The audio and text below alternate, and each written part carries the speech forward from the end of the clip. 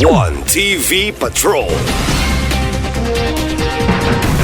Balik sa mga balita sa One TV Patrol. Duha patay usa kritikal sa head-on collision sa barangay Dimaluna, Osamis City.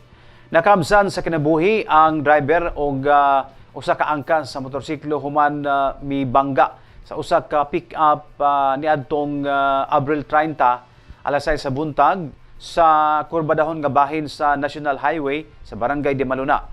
Gila ang mga namatay nga sila si Ricky, ang driver nga taga Purok 4 Barangay Lipusong, Osamis City, og si Aljan nga taga Barangay Guba, sakop sa lungsod sa Clarin, Misamis Occidental. O nakabsan usab sa kinabuhi ang ikatulong biktima nga lalaking residente sa Purok 3 Barangay Kapukaw C. Sumala sa pasyonang investigasyon sa kapulisan nga kusog ang dagan sa motorsiklo gikan sa Tangub City paingon sa Osamis proper.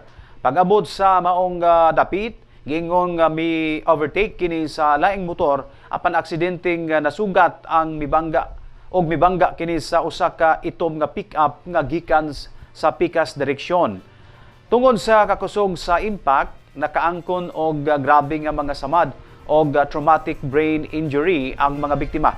Gidala pa sila sa ospital apan gideklarang dead on arrival sila si Ricky og Aljan. Padayon pang giobserbaran One TV Patrol.